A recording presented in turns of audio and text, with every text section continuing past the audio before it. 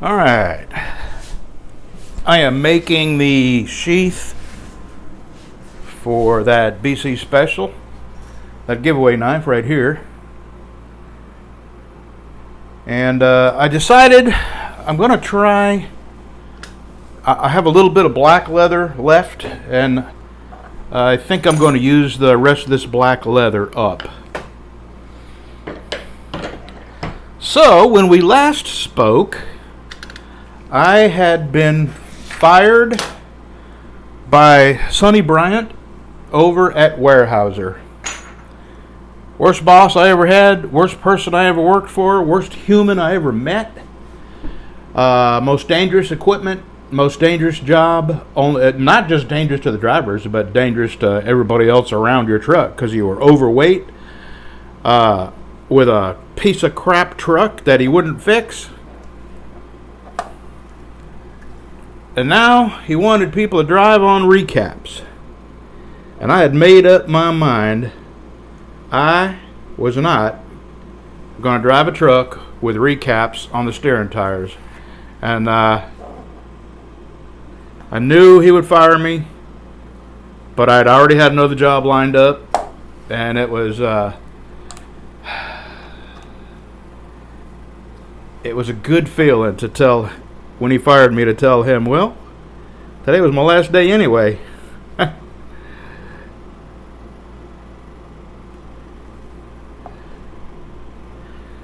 So, my next job was Ashland Chemical. Let me tell you, starting right off, I loved that job. Ashland Chemical was fantastic money, excellent benefits, 40 hours a week. I had never had a job where I only worked 40 hours a week in my life up to that point. Every quarter, you'd have to come in and give them a half a Saturday to do inventory, to help them with inventory. And even that was fun because, they brought donuts and had a guy come by that catered. I mean, it was, still, that was enjoyable. I loved that job. Starting from the very beginning, I loved that job. And I loved that job right up until I left. Let me tell you how things transpired there. There's Ashland Chemical in Shreveport had a big chemical, it wasn't big, a moderate chemical supply warehouse. And they supplied the laundromats with their chemicals that they use for dry cleaning and stuff like that. Uh-oh. That had a knot in it. I don't know how that happened. And they also drummed up and specially blended chemicals for, manufacturers that needed a mix of chemicals. So we had a tank farm. And on that tank farm, we blended chemicals from different tanks into 55-gallon drums. And what I liked about that job was it was a little bit of everything every day. Some days you'd drive a truck. Some days you'd work on the tank farm. Some days you were riding a forklift, loading and unloading trucks. And it was easy to excel there. Number one, because I loved my job. And I had never experienced that before. I know it sounds corny, but when I went home at the end of the day, I was looking forward to the next day. When I got up in the morning, I would drink my coffee and get to work as quickly as possible. That's how much I liked my job. I liked it so much that by the end of my first year, I had earned pay raises equal to people that had been there 20 years. And it did kind of piss people off that I was already making top pay and they'd spent 20 years there trying to get to top pay. But they didn't give it to me because they weren't impressed with my work. So they had a plant manager, and they had a regional branch manager. And the regional branch manager was there at that Shreveport plant, but he was over other places too. And the plant manager was back in the warehouse and the drum yard, and he had an office back there where we worked. And his name was John Hamilton. And the regional manager's name was Charlie Head. Well, John Hamilton was not what you would consider a go-getter. As a matter of fact, I don't know how he got that job. He was dumber than a box of freaking rocks. So, when it became obvious to him that he had hired somebody who liked his job, he did not like that. He wanted to be miserable. He wanted me as miserable as him and the other employees were. John could not seem to make it to work on time any day ever. He was late every day, and what would happen is the people that were there on time would end up sitting out in the parking lot waiting for him to come shut the alarm off and open the doors.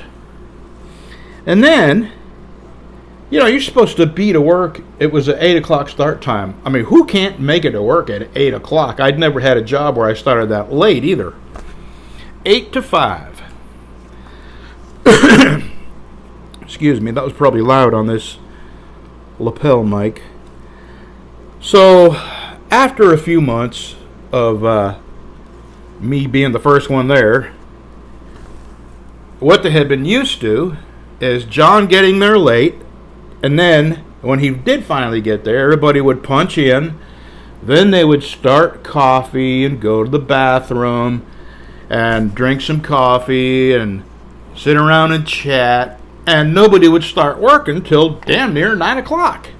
So there's an hour of your work day gone because John, the plant manager, couldn't get there in time.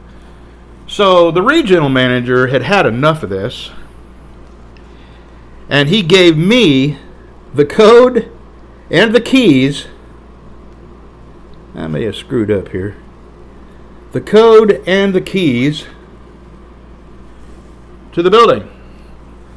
So I started getting there on time. Actually, I would get there about 20 minutes early because we had those mercury vapor lights that would take forever to illuminate the warehouse. And I would get there, about 20 minutes early. I'd have all the doors rolled up. I'd have the mercury lights on. I'd have the coffee pot cooking. So when people got there, they would be ready to get to work. Yeah, that didn't go over well. People didn't like me there because I liked my job and I liked to work. And I think y'all know enough about me to know I just like doing stuff. I like being busy. I like making things. I like doing a good job, and I take a lot of pride in doing stuff I take a lot of pride in trying to do things well. And that job was worth doing as good as you could do it because it paid so good and the benefits were so good. And everyone had the potential to succeed there. So I did a lot of things there that the plant manager said couldn't be done. I'll tell you a couple of them. They had these very expensive pumps. They were spark-proof transfer pumps. And what you did was we had 55-gallon drums of chemical, and we would supply the laundromats with this particular chemical that was called perchloroethylene. Basically, it was perchloroethylene 111. And we would call it perc or try one. And you had to bring it downstairs most of the time in the basements of these laundromats, and then you would pump it into their tanks. And you would have to use this spark-proof pump, because it was flammable, and pump into their tanks. Well, these pumps were about $900 each. And when they would quit working, they would throw them in a pile, and they would get a new one. So they had dozens of these $900 pumps stacked up in a corner that would quit working. Well, they quit working for a very simple reason. The brushes would go bad. That's all. And we just happened to be down the street from an electric motor company that sold all the parts you needed to fix these motors. So I stopped dealing with the plant manager, John Hamilton, because he did not want to do anything beyond. He didn't want anybody else to do a good job, and he certainly didn't want anybody else to be conscientious and do a better job than him. And he did everything in his power to prevent me from doing that. So I would go around John, and I would talk to the regional manager, and I told him, I said, man, I can fix all these pumps. I could probably do it all in one day. It's a piece of cake. And, the parts are just down the street. I can't believe y'all throwing these in a pile. What a waste of money. So he said, those can be fixed? I said, they can be fixed. And I fixed them. There was at least a dozen motors that I repaired, and I repaired them all in just a few days and put them all back into service.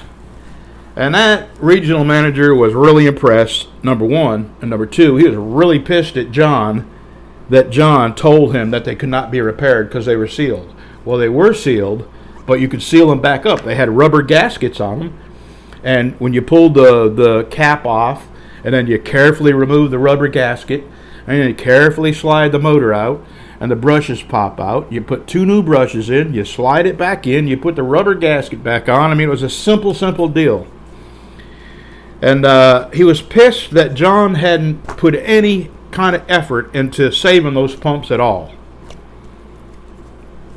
And he was impressed with the fact that I was willing to do it. So that was the first thing. That was when John Hamilton really started disliking me, because I was outshining him, and he was in his late 40s, and I was a kid in my early 20s still. So the next thing that made John hate me even more, the regional manager, Charlie Head, we had this chemical called acetic acid, and it was very, very strong. Basically, it was a super strong vinegar, and I can't remember what it was used for, but you had to protect it in the winter. You couldn't let it get frozen because it would lose some of its strength. So Charlie, the regional manager, asked John if there was anything they could do to get this inside to keep it from freezing. And John said no. They're vented drums, and you couldn't have that inside because the vapors would rust everything, which is true, would rust everything inside the shop. That was true. But we had an area that could have been vented. You could close the area in and then put an exhaust fan in the wall and vent the vapors outside. And I suggested that to John, and he said, that's not possible. How are you going to do that? And I said, well, I could do it. I mean, I'm good at that kind of stuff. I build stuff all the time. So he said, well, it's not possible. We can't do that. Okay, so again, I went around John, and I told the regional manager, I can build a warm room and vent the vapors outside, and I can do it in just a couple of weeks with, a moderate amount of investment in lumber and a few tools like a concrete anchor drill. So he let me do it, and I built a warm room. John hated that, and the regional manager loved it. One second.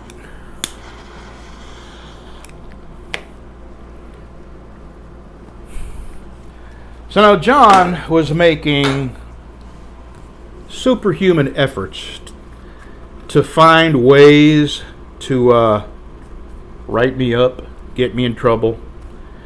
And the only thing he ever could write me up over was how I drove my truck. I hooked my thumbs over the rungs of the steering wheel. That's just the way I drove for 40 years. And he wrote me up for driving like that. And that was the only thing he could find that I did wrong, that he could write a negative comment in my, my work record. And it didn't amount to anything. But it was clear to me that John, number one, was the laziest man I'd ever known. He had a great job, and he couldn't put the least amount of effort. He couldn't even make it to work on time every day. So I just stopped caring what John thought of me, and I started caring what the regional manager thought of me, and he liked me. The very last thing I did, which is what brings me to nearly the last part of this story, was we had something called a button room. And basically, it was all the little bits and bobs that laundromats use, buttons, hangers, small stuff, sewing machine parts. And it was a room about 40 by 40, and it was a freaking mess. They constantly ordered stuff that they already had because they had no way to inventory this button room. It was such a mess. And it was all John's fault and the lazy people that he had hired. So I told the regional manager, I said, I can make this room where you can look in there and inventory everything you have in there, and then you won't be stacked to the ceiling with some stuff and be completely out of other stuff. John said it couldn't be done. There was no way to do it. And I knew I could. So I told John, I can make this room organized and easy to inventory, and he wouldn't let me do it. I went over his head again. I went to Charlie and I said, Charlie, this room is the last place in this building that's completely disorganized, and I can fix it. And he gave me permission over John. So what I did was move everything to one half of the building. Other guys, they complained. They didn't like having to dig through stuff, but they had to dig through it anyway. So I got one half of this room all organized and neat, and then I moved everything from the messy half onto the neat half and stacked it up, and then I worked on the other half. And it was about a week, and I had this room completely 100% organized, labeled what parts were what, their part number, how many should be on the shelf. I made it just too simple to go in there, find what you needed quickly, mark it off on the inventory. Okay, so I'm there 2 years now, right? I'm at top pay, and I don't know how to say this without sounding like I'm a big shot or bragging, but I was really, top guy there, even over the plant manager. And he knew that his days were numbered because I was just a regular guy working a normal amount. I don't think I did anything out of the ordinary. I think I just came to work and did a good job. Nothing beyond what a person who enjoyed doing their job would do. But John had all these people working for him that were just like him. Show up late, do the least amount of work you could possibly get by with doing. There was people that would sleep there. They would stack pallets up around stuff and take a nap so nobody could see them. And so Charlie Head came to me one day, and he said, Brad, I've watched you for 2 years, and I've had a problem back here for a long time that I can't seem to fix by myself. Excuse me, 1 minute. He said, I know you don't have any college, but I'm thinking about putting you in plant manager's position. He said, would you be interested in that? And I said, not yes, but hell yes. And so he made me promise not to tell John, because I knew the plan was to make me plant manager and to get John the hell out of there. And then I could get rid of the dead weight, the people that came to work to play all day. And he told me that he had Dallas was where they trained their plant managers, because you had to know some chemistry, which wouldn't have been a problem.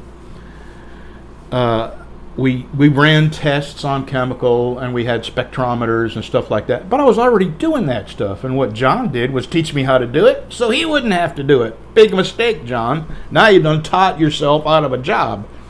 So I knew how to do all the lab stuff because John taught me. And John taught me because he wanted to sit in his office and not do anything. So I was quite content to learn all that stuff. So I knew how to operate all the equipment, all the lab equipment. Oh, one more thing that I did that changed the whole way this plant worked. Where we used to drum up chemical was so screwed up. They would have parts that you would need for this job way over on the other side of the warehouse, and parts that you needed for a job on the other side of the warehouse over here. So I started moving, like if we did drumming over here, I would put the drums, the bung wrench, the caps that you see, I would put them all in the same place so one guy could do one job. And, you know, other jobs in the warehouse, I would make sure all the components for that job were in the same vicinity. So you weren't making circles on a forklift looking for this, looking for that, getting this, and it takes you 2 hours to do something that should take 10 minutes. And I increased the productivity of that place against the will of everybody there except the regional manager, Charlie Head. So anyway, somehow word got to John that I was going to be replacing him. So he started having me do the hardest job there, which was lifting these 100-pound bags. You'd have to get a pallet of 100-pound bags of laundry soap, and you dump them in this hopper, and then underneath the hopper, you load them into smaller bags. So you had two jobs, basically. And I didn't mind. It wasn't that bad. So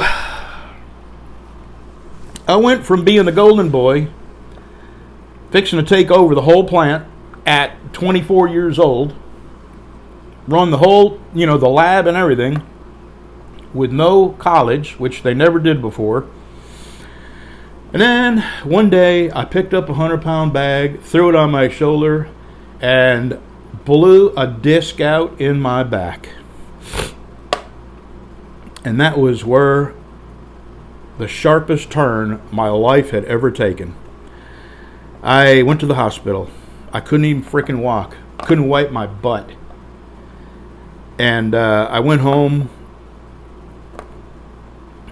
Let me tell you a little bit about, I'm not going to get too personal about that because water under the bridge, and it took me a long time to get over the bitterness of what I'm going to tell you about. I had a wife, my first wife, not Charlie, that she was just truly a hateful human. I told her she was going to have to get a job because workman's comp was peanuts. It wasn't, it wouldn't even pay our rent. And she'd never had a job the whole time we were married. I took care of the whole family.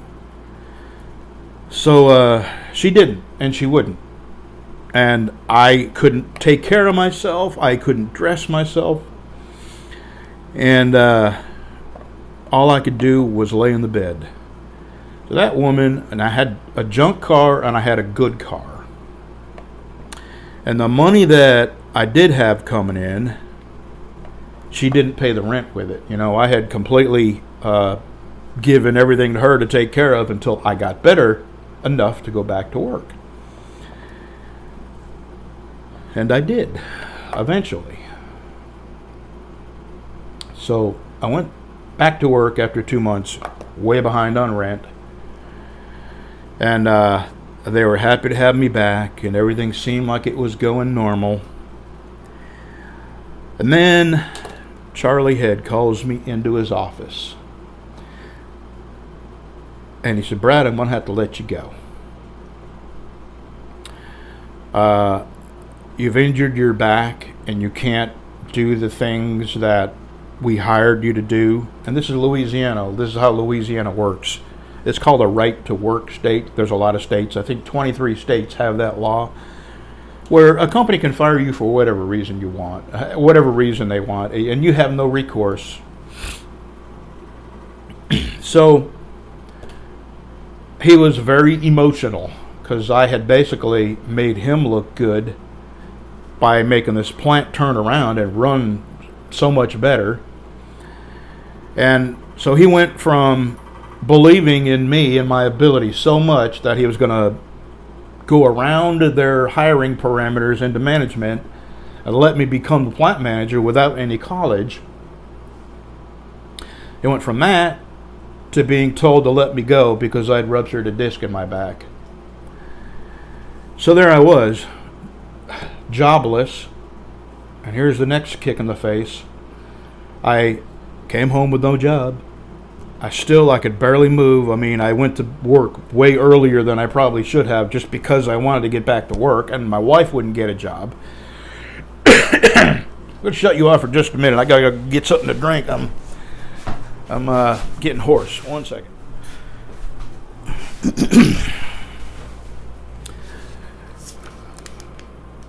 I'm not sure how much of this I want to tell you because it's pretty personal. And going back over it just brings back some really bad memories too. So anyway, I lost my job. And not long after that, my wife left. She took the kids and left me. There was no way she was going to get a job. There was no way she was going to help out financially. So I was way behind on rent.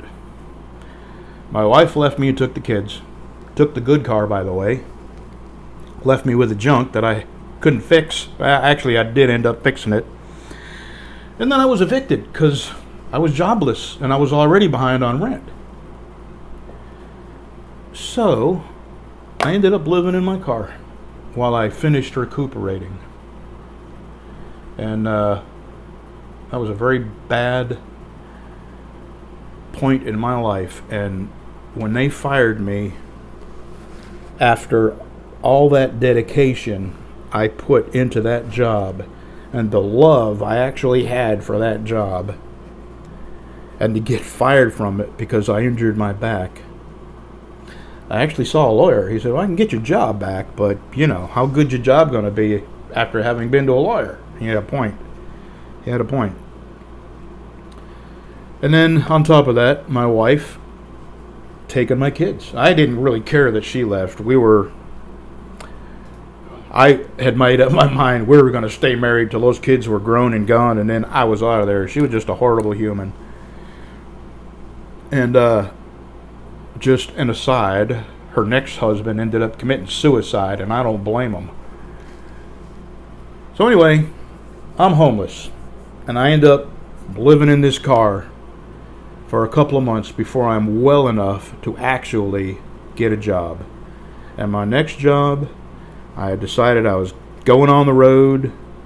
You don't have to deal with people. You don't have to trust people. All you got to do is drive and stay away from people.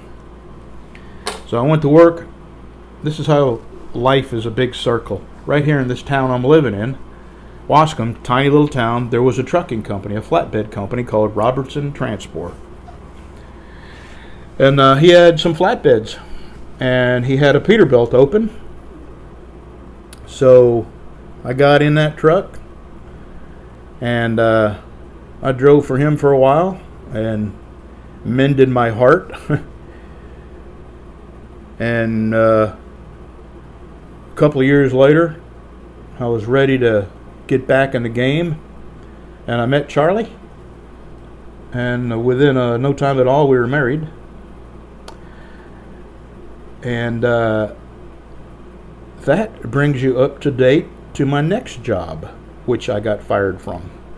Well, technically I didn't exactly get fired, and I'll tell you that the next edition, and that will be the last one. And that company was John Tank Lines, and they were out of Crowley, Louisiana. And boy, that's another long story. Well, this is a long story. I'm gonna glue this together, let it set for several hours, maybe till tomorrow, and then sew it up. That's what that's gonna look like. That's the giveaway knife right there. Thanks for listening, y'all. See you next edition.